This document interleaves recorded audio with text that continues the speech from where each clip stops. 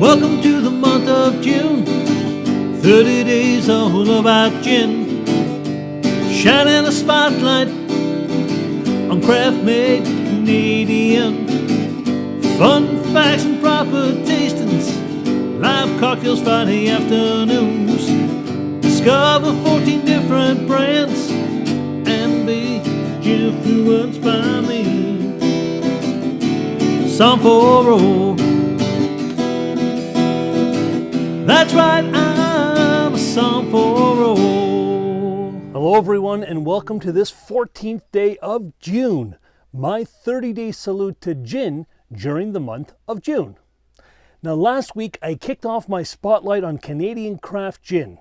Yes folks, there is indeed a thriving craft gin scene from coast to coast up here in the Great White North, and I'm very excited to be able to share some of them with you, both by telling their story and by tasting them virtually with you. So last week we saw 4 made in Canada gins, and this week we have more Canada on tap. Today we're off to Moorfield, right here in Ontario, and that's located just north of Kitchener-Waterloo region, just a touch north. And we're going to have a look and a taste of Pepprell gin. Now, over the course of the last 14 days, you've all heard me mention that Canada is indeed home to some very dedicated, talented, innovative, and creative craft gin distillers. Well, folks, today is when we really start to dive in on the creative and innovative example. Just before we begin, though, I do need to ask if there is anyone watching who is not yet of legal age where they live to purchase and/or consume alcohol to now say goodbye. All right, for everyone else, off we go. So, indeed crafted in the 519, as the bottle tag proudly says, Pepprell is the creation of Josh Cormier, who originally grew up in London, Ontario, and when on a European backpacking trip in 2005, fell in love with the different craft cocktails and spirits that he came upon in his travels. That admiration stayed with Josh upon his return home, here to Canada, and through his college years at Dalhousie in Halifax, where after graduating college, Josh found himself at a crossroads. He could go on to law school, or he could further experiment with that home distillation that he started playing around with and dive into the realm of wine and spirits. Obviously, he chose the latter. Oh, and in case you're wondering, Halifax is actually where the name Pepprell comes from. You see, that's the name of the street that Josh lived on while studying there, and also, at the same time, while he was home distilling and honing his recipe and craft distiller skills. Now, I've said that Josh was indeed home distilling, right? Just said that twice while he was in college, and that is true. And after playing around with all that, and after studying wine and studying spirits further, and also working in several wineries, Josh decided, along with some friends that he had made at Dalhousie, he decided to turn his college small craft distilling into a true business. And folks, that's where the idea of Pepprell was born. That being said, though, they were not just going to make another gin out there on the market. No, folks. There would be really nothing conventional about their approach to gin. And that was exactly what they wanted. The Pepprell team was and continues to be solely focused on providing great taste and great flavor. Traditional styles of gin and traditional approaches, those were both thrown right out the window, with Josh using a recipe that he had toyed with in his college days. That recipe was based on, and get this, uses today still molasses. Yep, molasses. No grain, no wheat, no corn, none of those usual suspects. Nope. Creative and certainly innovative. And now while there would be juniper involved, the goal was to focus not on those piney, resiny notes that we find in most gin. These guys at Pepprell, they were going to focus on the fruitiness of the juniper berry. That's what they're going to zoom in on. In addition to the molasses and the juniper, they're also only using 5 other ingredients. Lemon, which is locally sourced, cardamom, coriander, cinnamon, and black pepper. Again, With those ingredients, especially the cinnamon and the black pepper, you know, they're really making up their own rules as to what goes into a gin recipe. And there is nothing wrong with that. So now to get all those flavors to meld together and to produce a tasty spirit, Pepprell chooses to macerate or soak those botanicals that I named in 60% alcohol by volume. And then by virtue of using a pot still, they then heat the mixture and they distill the mixture, right? Distilling means they're going to turn that mixture into vapor and then they're going to cool it down and condense it back into liquid. And they do this 3 times. That process is repeated 3 times, so it is a triple distilled gin. The end result of the triple distillation comes in around 80% alcohol by volume, you know, which is way too potent. So they charcoal filter it and then they add water, normal practice, right? It's one of the normal things that these guys are following, to bring that alcohol by volume level down. In this case, it's brought down to a very precise 44.4% alcohol by volume. Not 44.3, not 44.5. This is the attention to detail they're paying. 44.4 ABV. Okay, so all that background is great and whatever, but the pressing question remains. What the heck does this rebellious approach to gin taste like, right? So let's dive in. We're going to get our nose acclimatized and raise the glass 3 times. Hello, we're going to greet our gin. How are you, right? Hope you're going to smell delicious. Okay, so now our olfactory senses are calibrated and we're ready to take a big sniff. We get right in there. Okay, so right away I do get juniper, but it's a sweeter, rounder smelling pine, right? It's less sharp and less resiny that you typically find in gins.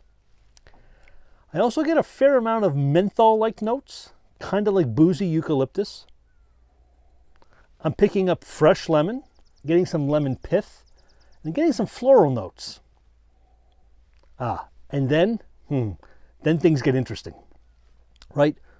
Now I'm getting sweet, earthy, spicy heat notes, along with candied ginger, herbal grass, and then underneath it all, there's this aroma. I don't know what else to call it. An aroma of dried cane sugar. So the crystallized, cane sugar. That's what it smells like. This is very different and very intriguing. So now we're going to go in for a taste. I'm going to coat those 5 flavor receptors, right? We're going to move it all around. Sláinte.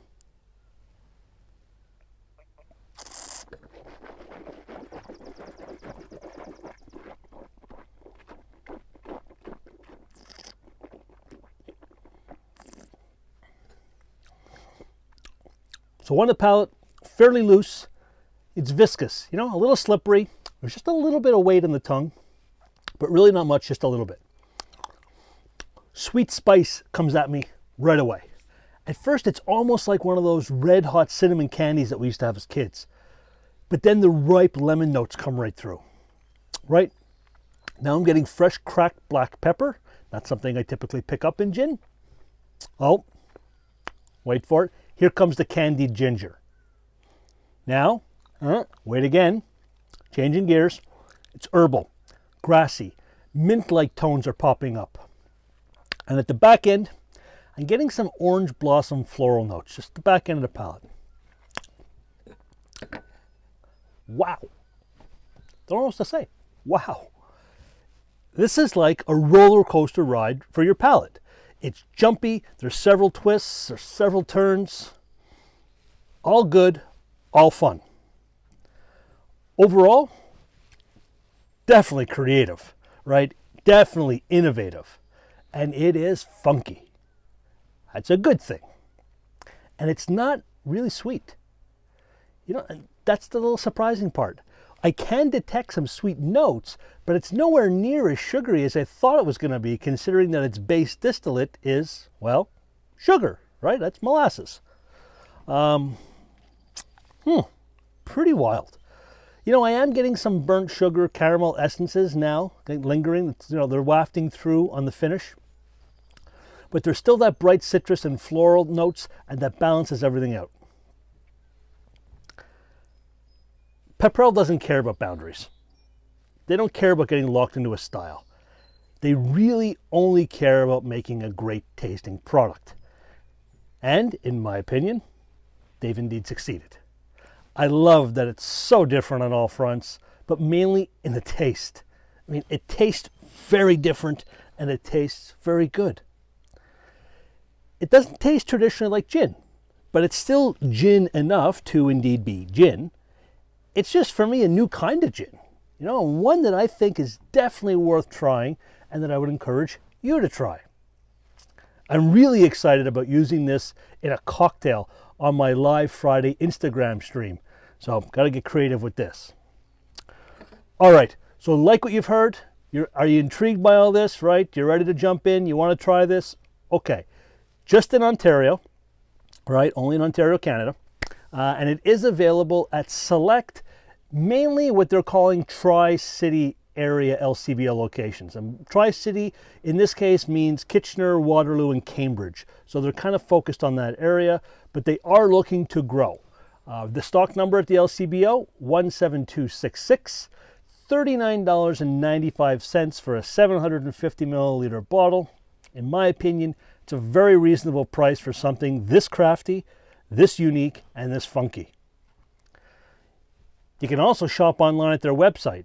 Very simple, pepprelldistilling.com. Can't be any easier than that. Shipping is all throughout Ontario, and free shipping is offered on 6 bottles or more. So check them out on their website. All right, so there you have it, folks. Another great example of how Canadian craft distillers are really going outside that box to change the rules on gin and to produce something very tasty, very fun, and again, in this case, I'm going to come back to that word, funky, all at the same time.